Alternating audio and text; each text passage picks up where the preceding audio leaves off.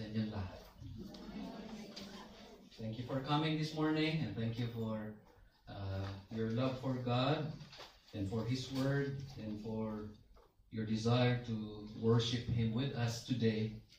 It is our prayer that God will talk to us in a personal way through His Word as we consider yet another topic in the series that we have for the month of October, Amazing Grace.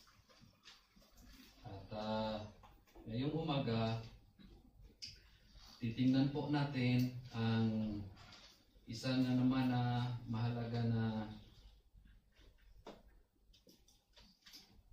topic, the point of grace or the goal of grace.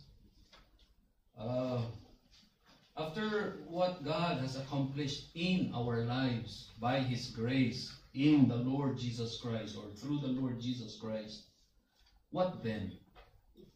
What is the goal of grace? What is the point of grace? Yan yung ating titingnan ngayong umaga.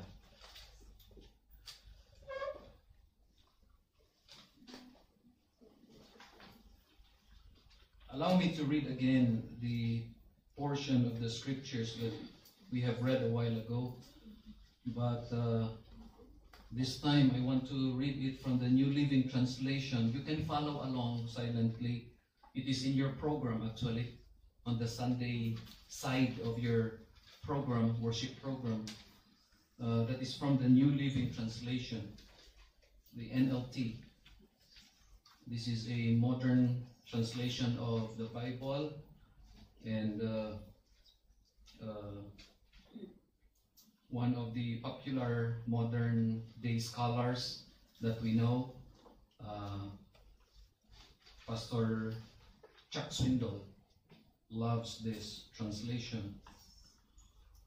Ephesians 2:7-10 from the NLT.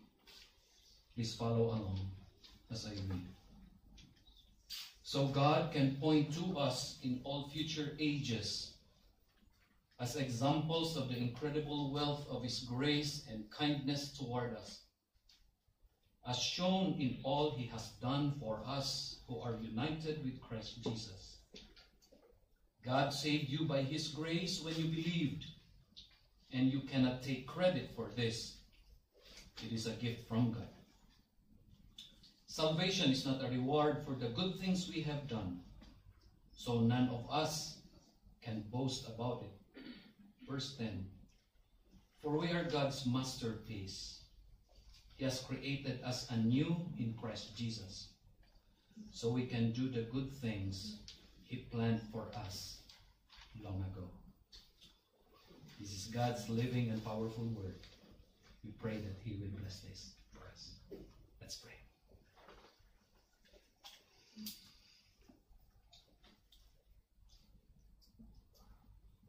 Our sovereign God, loving Lord, we thank You for this wonderful morning that You have given us.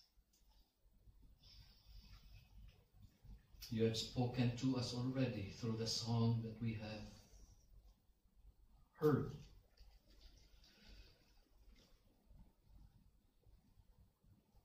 By grace, because of what You have done, we are now dead to sin and alive in Jesus.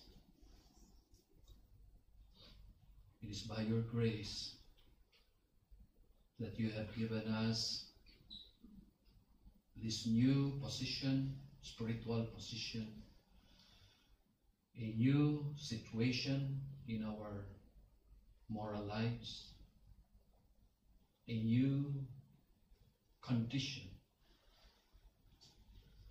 that should transform our minds and our daily living, because Your grace continually works in each of us,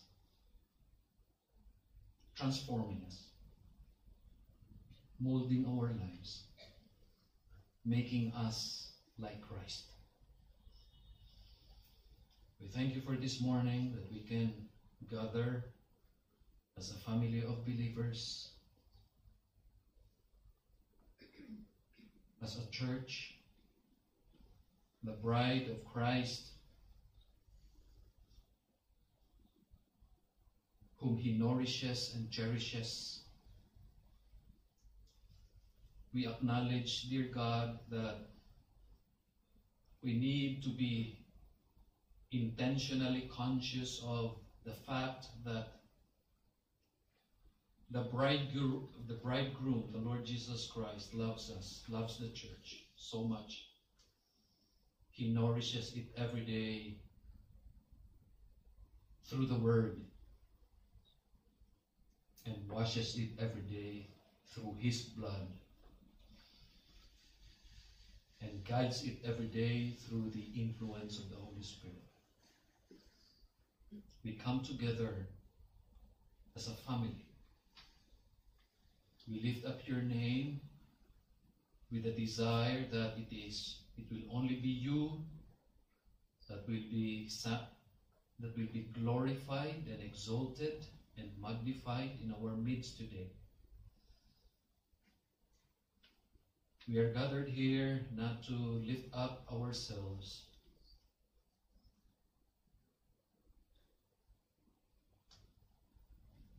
we lift you up in each of our lives, in our lips, through our testimony, in our thanksgiving, even in the study of your word.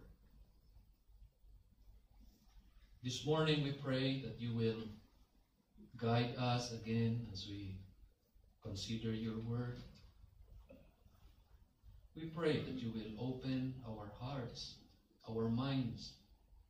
Reveal to us, Lord, the things that we are struggling with, things that we hesitate to yield to you.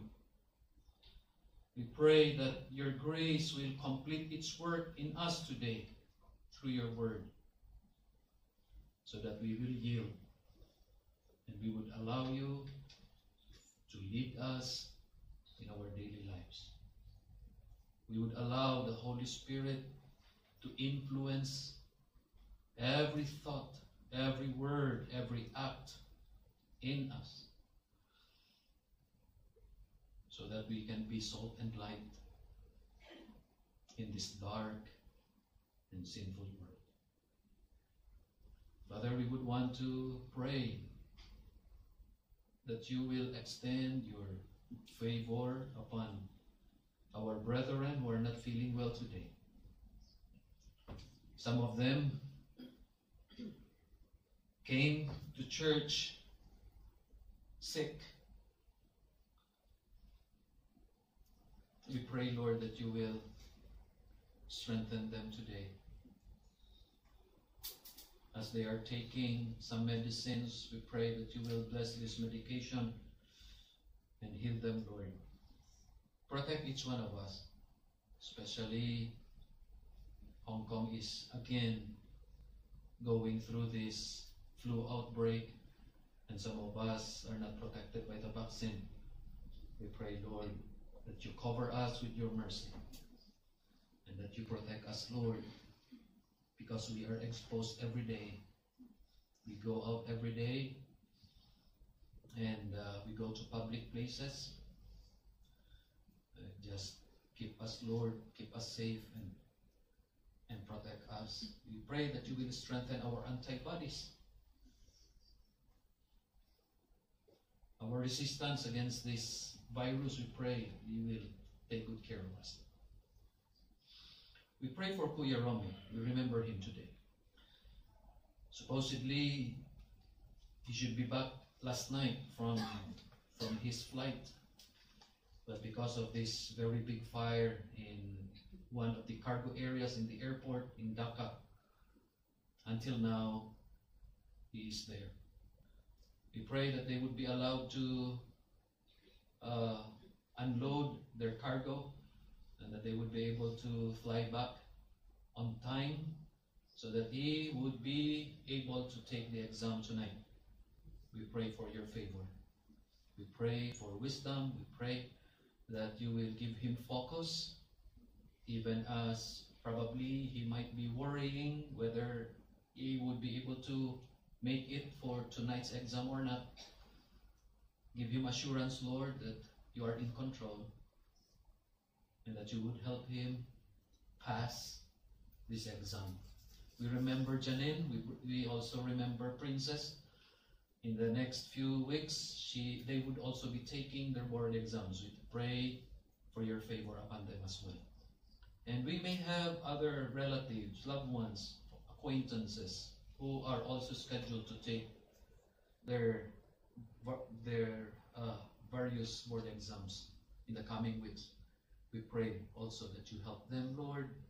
Help them remember what they have covered in their review. Help them to remember the important points and cause them to pass the exams, knowing that they have done their part and that they have done their best in reviewing. And we just commit them to you and we ask for your favor upon them. Father, we pray for our preparations for the Sports Fest on the 29th. We pray for good weather. We pray for a wonderful time together with your word and the fellowship that we will have. We pray that you will keep each one safe as we travel, going to the venue, even as we have our activities, our sports, our games. Spare us from any accident or any untoward incident. Give us the warm and joyful fellowship together. We seldom have this, Lord, that we pray that this activity will bind us together, will draw us closer to each other, remind us of our responsibility to build each other up, and this is one way of doing that. We pray, Father, that you bless, that you give us a wonderful time together, a God-glorifying, church-edifying Sports Fest on October 29th. We commit to you our Bible school students, especially those that we are supporting as this first semester draws to a close and they will be going home for the semestral break. We pray, Lord, for safekeeping. Spare them, Lord, from any sin that may disqualify them permanently from the ministry. Protect them, Lord. Remind them of their calling. Draw them away from any moral traps that would be set by our enemy to make them fall into sin and therefore disqualify them from the ministry. Pray that you will give them a spiritually fruitful semestral break, that they would be able to recharge physically during the break without losing their spiritual vitality. We pray that you would continue to use them in their home churches, make them a blessing and an encouragement to the church people in their home churches, and prepare them, Lord, for the second semester as they return for further studies. We commit to you now our study of your word. We pray, Lord, for your blessing upon each one of us. Draw us closer to your word so that we would not just be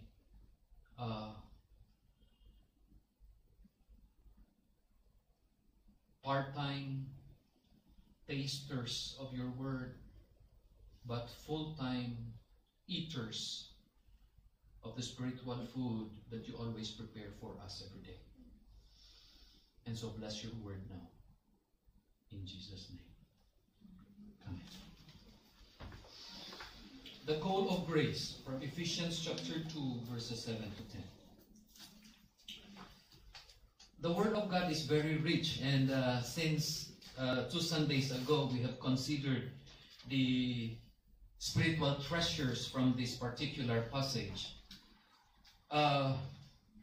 in particular, as we considered the first 5 verses 2 Sundays ago, we have looked at the reason or the need for grace. God has identified us as dead in trespasses and sins. We have considered 3 realities from verses 1 to 5, the first of which is, we were dead in trespasses and sins, verse 1. Patay tayo sa kasalanan. And we have done nothing to revive ourselves, to make ourselves spiritually alive.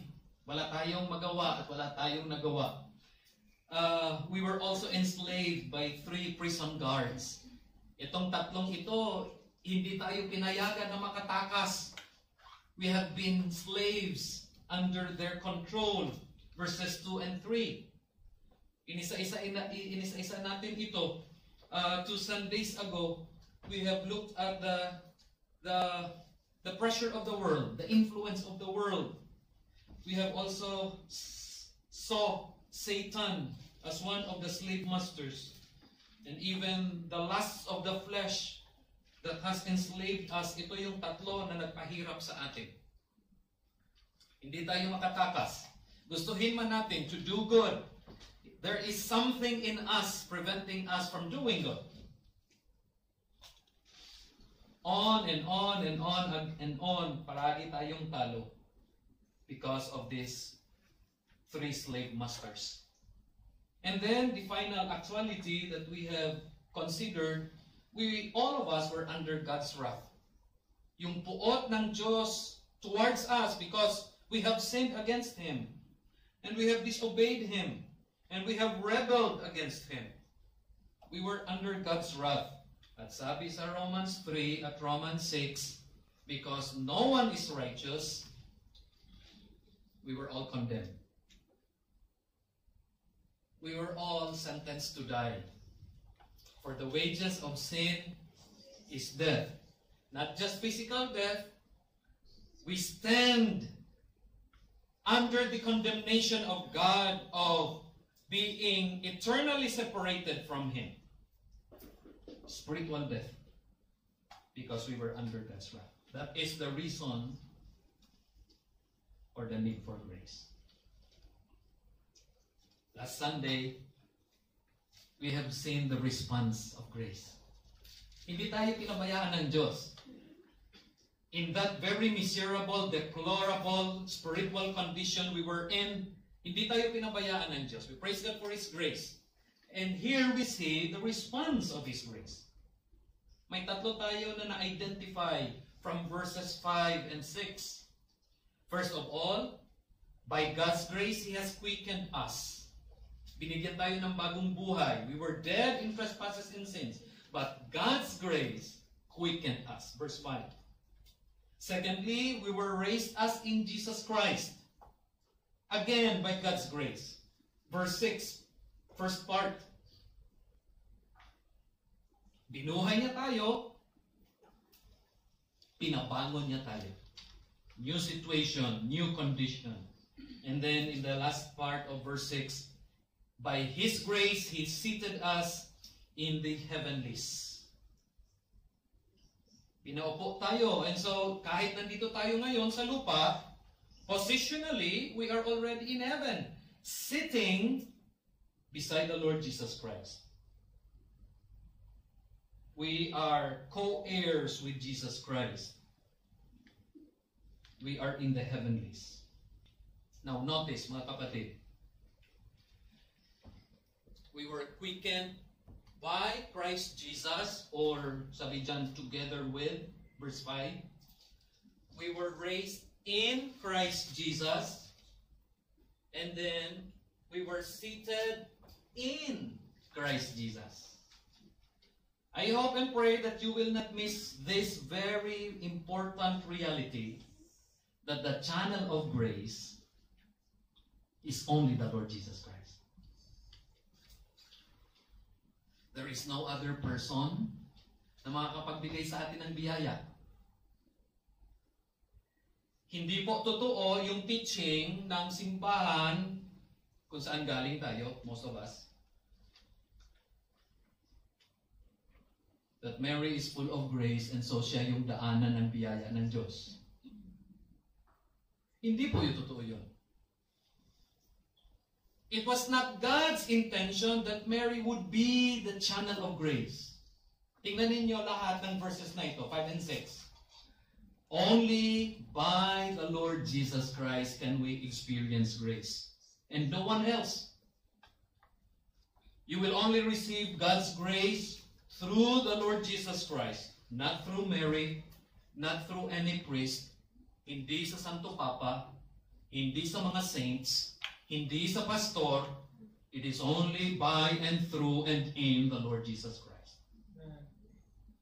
Ang nagdadala ng kaligtasan, hindi anumang simbahan, hindi nga Baptist hindi nga si BBIMC Only Jesus Christ has brought salvation. Another verse, John 3:16. Lahat tayo familiar dito. For God so loved the world that He gave. That is grace. That is favor.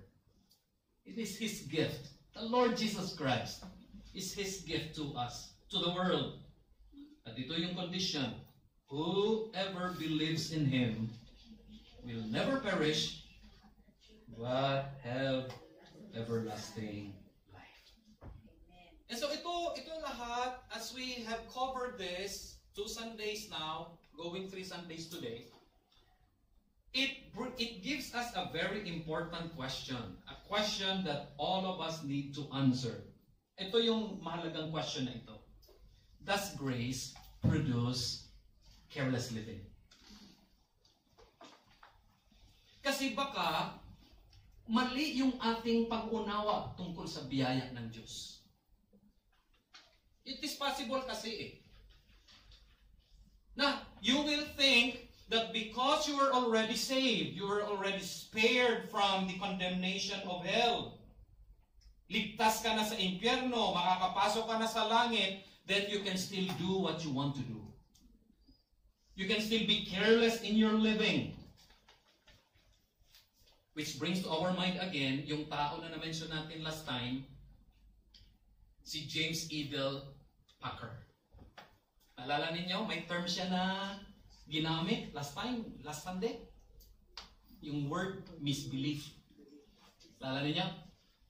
He coined that term, misbelief, and connected it to the Christian life.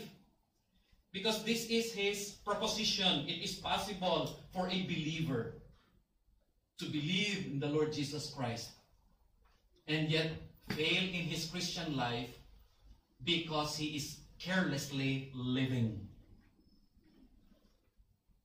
Bakit? Ano ba yung pwedeng mangyari sa isang Christian kung mag-misbelieve siya?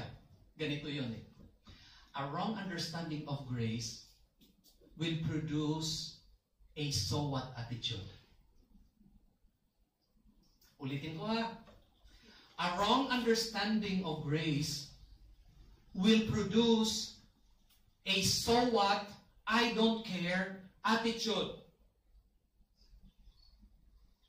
Na kung nandyan yan sa isip at puso ng Kristiyano, yes, sasabihin niya, ligtas siya. He has placed his confidence and faith and trust in the Lord Jesus Christ.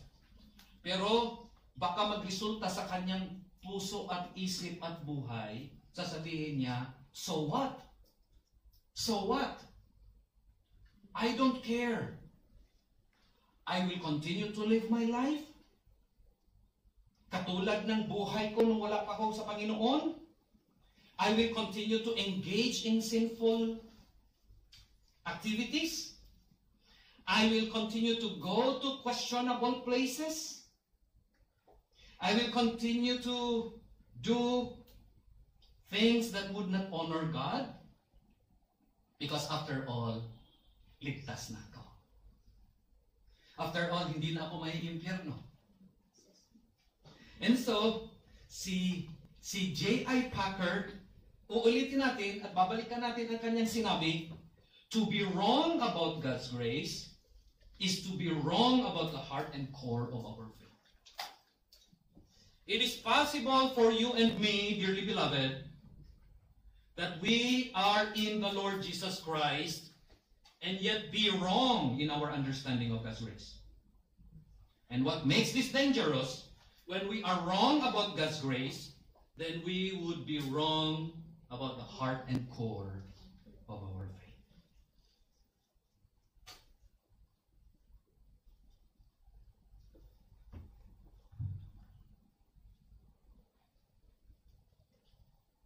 And so, this morning, we need to go back to God's Word because the Apostle Paul is speaking very clearly concerning this.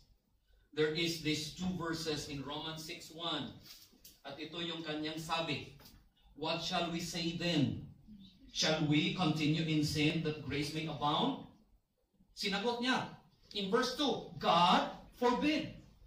How shall we that are dead to sin live any longer therein? Narinig ninyo yung message ng awit ng choir kanina, we are dead in sin but alive in Christ. By God's grace, we are rendered dead to sin already. And we have been resurrected into new life with the Lord Jesus Christ. And so therefore, sabi ni Paul, hindi na natin kailangan na magpatuloy sa kasalanan. Dito tayo nagkakamali minsan. Naiisipin natin, because God's grace is abundant, because God's grace is sufficient, I can keep on sinning. Total, kung marami akong kasalanan, mas marami ang biyaya ng Diyos. Minsan yun ang iniisip natin eh. Minsan yun ang iniisip ng Kristiyano eh. Pero this is the point of the Apostle Paul. Hindi tayo magpapatuloy sa kasalanan. God forbid that we will continue in sin.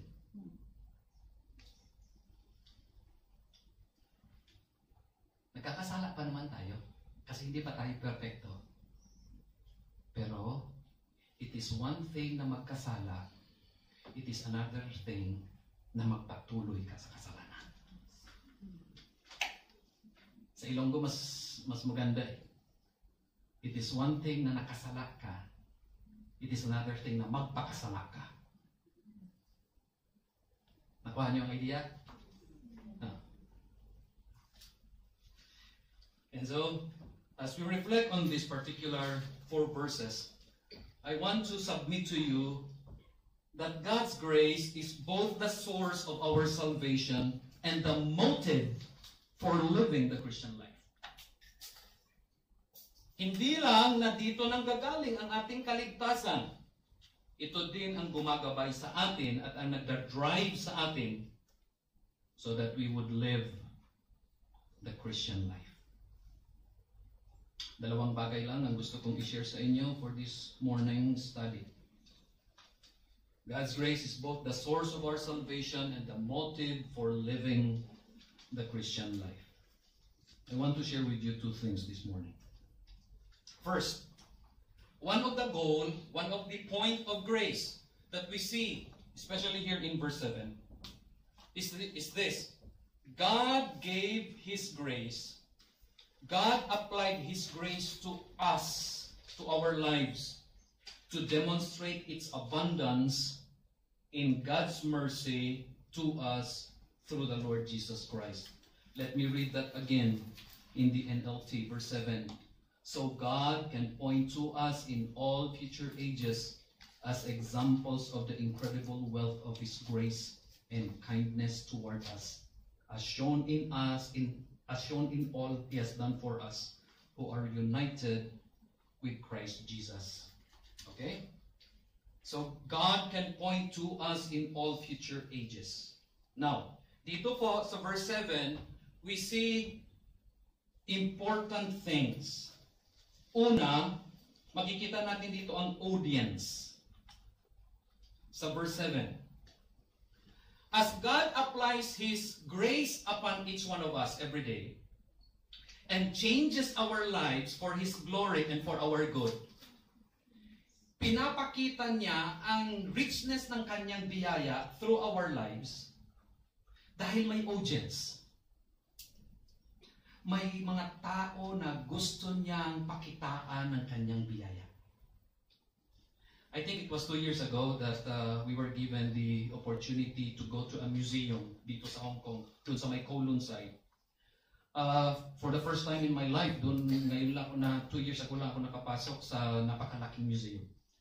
Ang museum lang na napasukan ko, maliit lang na museum sa harap ng Don Seminary, Museo Iloilo. Maliit lang, 2 ganito lang siguro. Maliit lang. Pero yung museum lang, grabe kalaki. Now, maraming display, maraming exhibit. And I have noticed that there were people na nakatayo doon na nag-i-explain about this particular painting or about this particular display. Ang tawag sa kanila, curator. In a sense, God is a curator. As He applies His grace in each of our lives, He exhibits the richness of His grace dahil may audience. Alam niyo kung sino ang audience? Look again, verse 7. That in the ages to come. Ang ibig sabihin ng phrase na yan, ages to come, future generations. Sino ito? Family mo at family ko. Neighbors mo, neighbors ko. Acquaintances mo, acquaintances ko. Future generations. Posible anak mo, magiging apo mo sa tuhod, at sa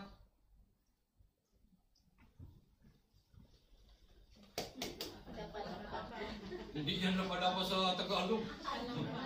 Talampakan. Magiging apo mo sa talampakan, future generations, yun ang magiging audience of how God has worked His grace into your life and mine. Sila yung magiging audience. Sila ang makakakita ng biyaya ng Diyos at work in your life and mine. Ano itong mga grace na ito? Inisa-isayaan natin ito actually last time. Saving grace, sustaining grace, sanctifying grace, singing grace, serving grace, suffering grace, and even dying grace. Lahat ng klaseng biyaya na ito at work in our lives as God continually works this grace into our lives. Itong mga kakilala natin, future generations to come, makikita nila how God's work, how God's grace is at work in each of our lives. That is the goal of grace. That is the point of grace. God wants to show these people how effective and efficient and sufficient His grace is in each of our lives. Ang buhay natin nagiging stage para makita, ma-display ang biyaya ng Diyos. Second Thessalonians 1:12, that the name of our Lord Jesus Christ may be glorified in you, and ye in Him, according to the grace of our God and the Lord Jesus Christ. Babalik ito sa Matthew 5:16. Let your light so shine before men, that they may see your good works, and that they may glorify. Say, that the name of our Lord may be glorified in you. As people see God's grace at work in your life, they will glorify God. Every time na makita ka ng family mo, despite the suffering, despite the persecution, you have remained faithful. They will glorify God because of His grace in you. That is the goal of grace. That is the point of grace. Yan ang target ng biyaya ng Diyos na ma-accomplish sa buhay mo at sa buhay ko. That our lives will become a stage by which God can display His grace. Ikalawa, His grace is beyond measure and it is secure. The word exceeding there. So verse 7, that He might show the exceeding riches of His grace. The word means abounding or overflowing. And so uulitin ko, yung klase ng mga biyaya na ipinapakita ng Diyos sa atin everyday. Saving, sustaining, sanctifying, singing, serving, suffering, dying. As all of these graces do their work in each of our lives, napapatunayan natin na always God's grace is abounding. It is overflowing. Ni minsan, hindi nagkulang ang biyaya ng Diyos. Ni minsan.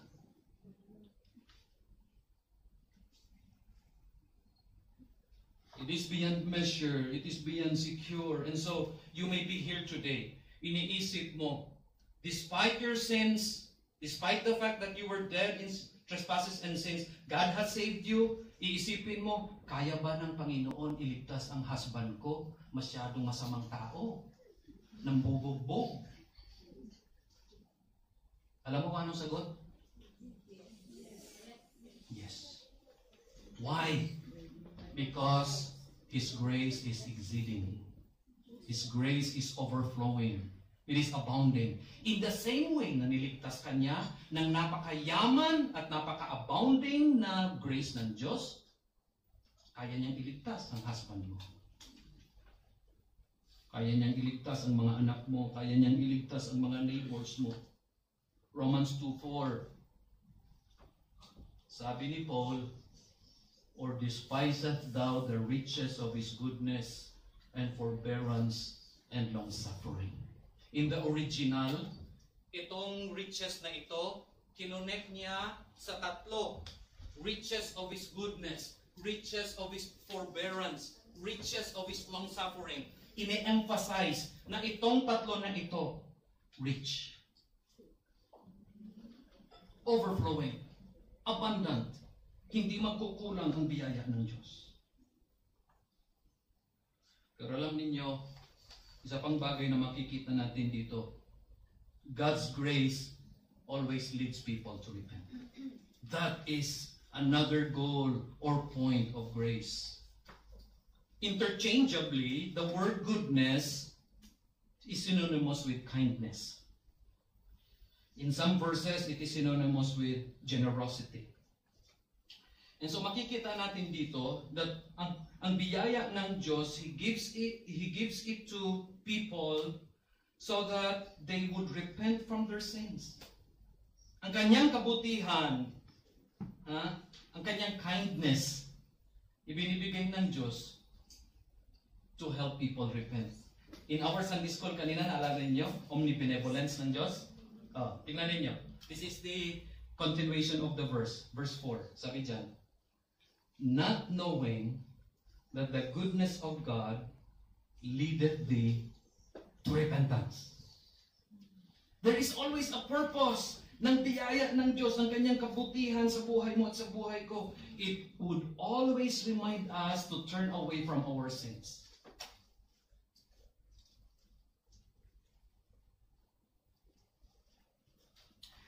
Kaninang umaga, when you woke up, nagpasalamat ka sa Diyos, buhay ka pa.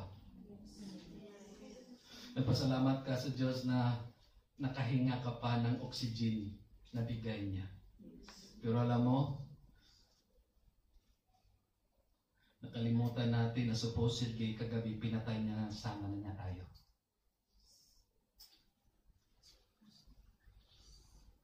Totoo yun eh.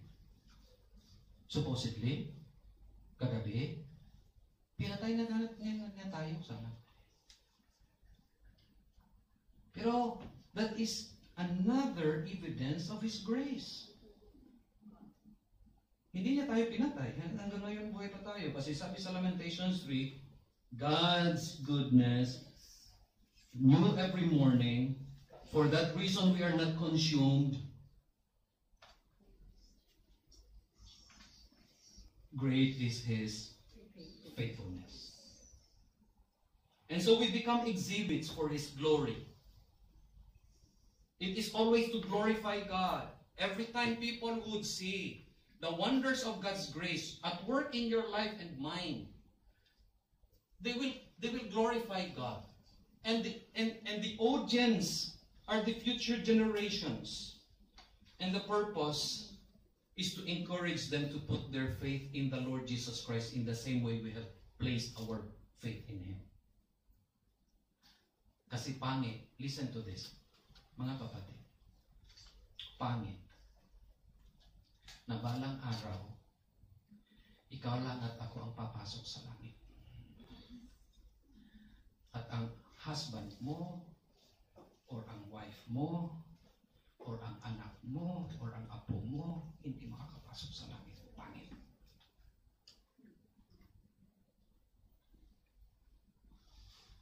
Kahit sinong pinakamasamang tao, tanungin mo, hindi siya papayag na siya lang ang papasok sa langit.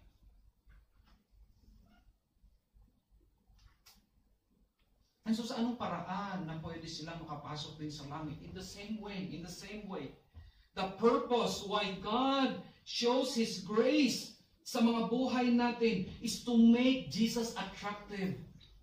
Every time makikita tayo ng tao, is to make Jesus attractive so that they too can know Jesus. They too can put their trust in Jesus. Darating ang panahon, sama-sama tayo sa langit someday.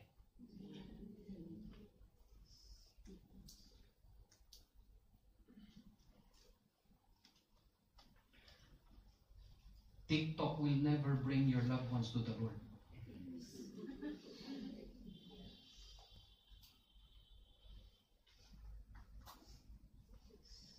Careless living will never bring your family to the Lord. And so we cannot afford to be careless in our life. Dahil dito sa buhay natin, as God's grace is at work in our lives, as it is revealed in our lives every day, dito nakasalalay ang kaligtasan ng family natin.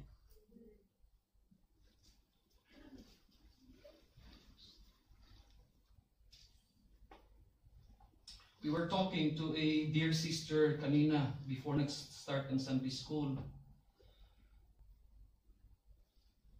And we told her, continue to pray that God will work in the heart of your husband and your daughters.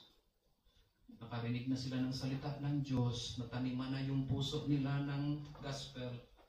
Pray that someday they will also put their faith in the Lord Jesus Christ. Kasi yun ang gusto natin. Yun ang gusto natin, balang araw, magsama-sama tayo doon. Each family member would be able to make the decision to trust the Lord Jesus Christ. Ikalawa, to save us for the purpose of enabling us unto good works. The second goal, the second point of grace, we see this in verse 10, is to save us for the purpose of equipping us to do good works. When you connect verse 10 to verses 8 and 9, una, makikita mo that our salvation by grace is a present reality. Balik tayo. It is a present reality. Pansinin ninyo kung anong sabi sa verse 8. For by grace are ye saved. That is a present reality. Hindi po sinabi diyan sa verse 8, by grace you will be saved.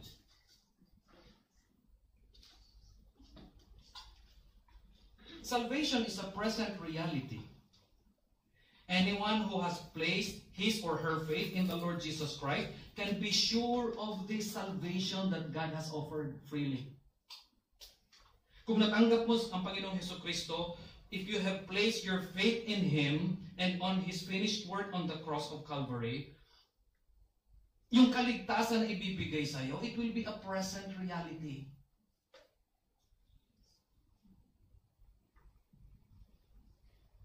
Hindi iaabot sa iyo kung magiging mabuti kang tao someday. Ibibigay sa iyo right now, even right now, if you make that decision to believe in Him. 1 John 5:13, it is a wonderful assurance of salvation. Sabi ni Apostle John, I write these things to you who believe in the name of the Son of God, that you may know that you have. Hindi niya sinabi that you may know that you will have. That you have, ngayon mismo, that you have eternal life. That is a wonderful assurance. Friend, if you are here today, I plead, I beg this morning that you put your trust in Jesus. Amen. Kasi yung eternal life na promise niya, ibibigay niya sa'yo right here, right now. It would be a present reality for you. Kasi ang kaligtasan na ibibigay ng Diyos, it is a present reality. But not only that, we have also noticed that our salvation is by grace and not of works. Yan ang clear sa verse 9. It is by grace and not of works. Biyaya lang talaga ng Diyos. You don't have to work for it, you don't have to pay for it, you don't have to do barter with it. Makipagpalitan ka sa Diyos. All you need to do is receive it because it is a gift, a free gift. For God so loved the world that He gave. Ano ang dapat mong gawin? Anong pwede mong gawin? It is just to receive the gift. May insult ang Diyos if you would tell Him, Lord, I need to work for this first. Lord, bayaran ko ito. Bibilihin ko ito sa iyo. Lord, palitan ko lang ito. All you need to do is to receive it. Sabi sa 2 Timothy 1:9, who hath saved us and called us with a holy calling, not according to our works, very clear, but according to His own purpose and grace, which was given us in Christ Jesus before the world began. Priceless, priceless, and yet available for free. That is God's gift of salvation for you and me. And then thirdly, we see here that our salvation by grace is with a present empowering for good works. At dito natin makikita yung design ng biyaya ng Diyos, equipping us, enabling us, empowering us, preparing us for good works. And we don't need to look for good works to do kasi hinanda na ito ng Diyos sa atin. Let me read again, verse 10. For we are God's masterpiece. He has created us anew in Christ Jesus so we can do the good things He planned for us long ago. Naplano na ng Diyos yung good works na gagawin mo at gagawin ko. All we need to do is to join Him in doing it.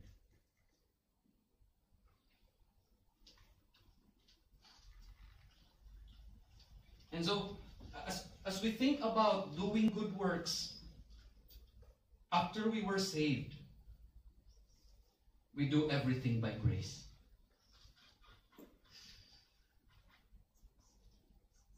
We speak words of grace. We do acts of kindness, acts of grace.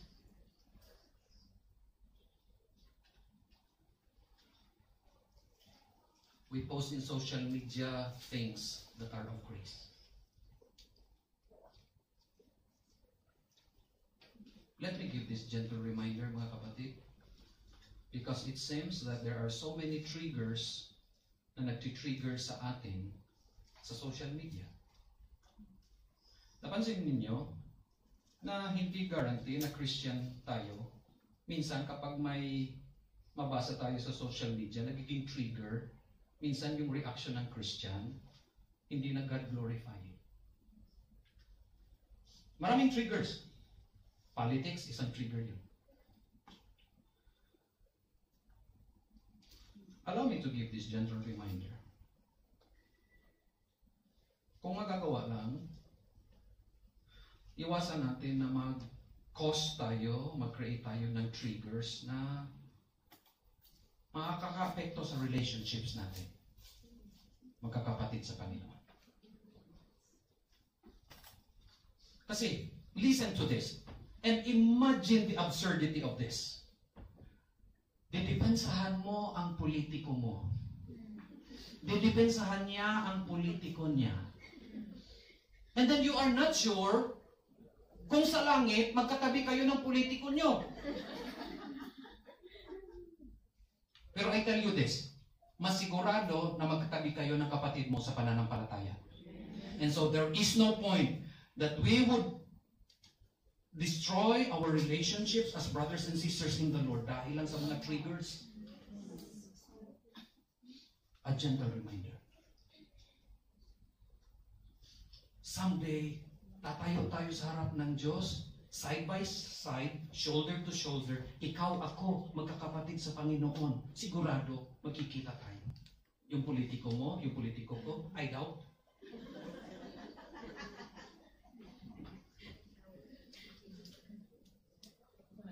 By grace. Good works by grace. Practical things by grace.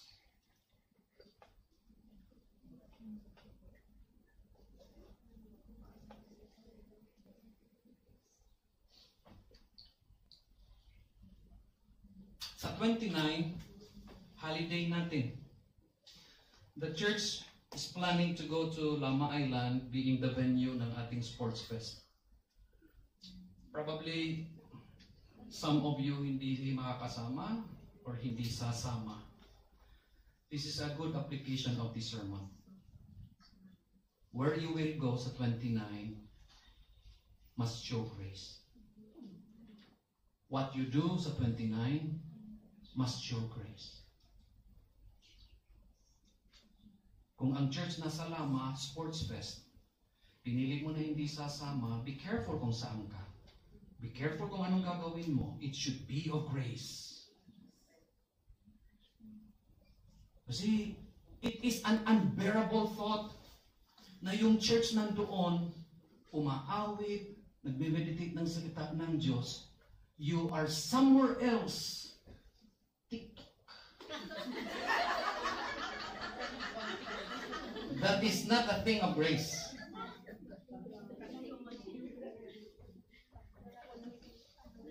That is not a thing of grace. Distilled water, yung iniinom kasi uhaw, iba yung iniinom mo long neck. That is not an act of grace.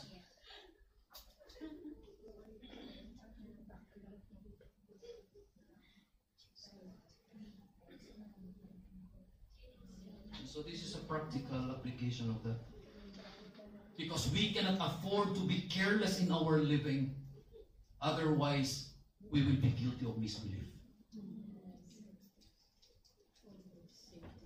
Now for some spiritual takeaways.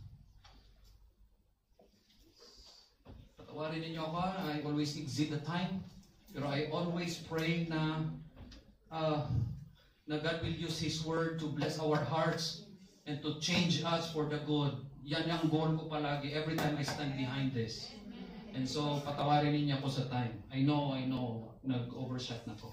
But for some spiritual takeaways, and then we will finish this. Number 1, God ordained that all who believe the gospel and are saved should practice good works.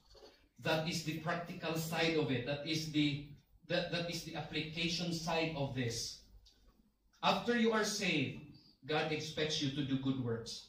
Titus 3:8, sabi dyan, this is a faithful saying, and these things I will that thou affirm constantly, that they which have believed in God might be careful to maintain good works, to be consistent in doing good works. These things are good and profitable unto men. If there is a reason why we need to prosper in doing good, it is profitable for all people. It is good, it is inherently good, and it is profitable, it is beneficial for all people. And so therefore, we must practice good works now that we are saved. We must practice it. That is the first. Ikalawa, God expects that all believers should abound in doing good. Not just once in a while doing good. Not just every other day doing good. Not just every 2 weeks of doing good. But we abound in doing good. Titus 2:14, who gave himself for us that he might redeem us from all iniquity and purify unto himself a peculiar people, zealous always ready of doing good works. We must abound. We must abound. Wala nang ibang ini-expect ang Diyos na gagawa ng mabuti other than Christians. And so we must abound in doing good. In doing good works. Finally, we must not be weary in doing good, because by it God is pleased. Do not lose heart in doing good. There may be times when your good works will never be appreciated. Do not lose heart, because in doing good, you are pleasing God. Hebrews 13:16. But to do good and to share, forget not. For with such sacrifices, God is well pleased. Always look for ways to do good. Always be excited to do good, because in doing so, you are pleasing God. God bless His word. Thank you, Father, for this word. Forgive us for these extra minutes that we have used. But we know, Lord, that we need this reminder so that we would not be careless in our daily lives. We would not abuse grace. We would not use grace as a license to sin. Help us, dear God, to remember this. Not just for today, but throughout our earthly life. Bless your word and bless your people. If there is someone here, Lord, that is not yet sure of his or her relationship with Jesus, we pray that the Holy Spirit will work in his or her life today to convict him or her of sin, until such time that they would make the decision to put their faith in Jesus. In His name we pray.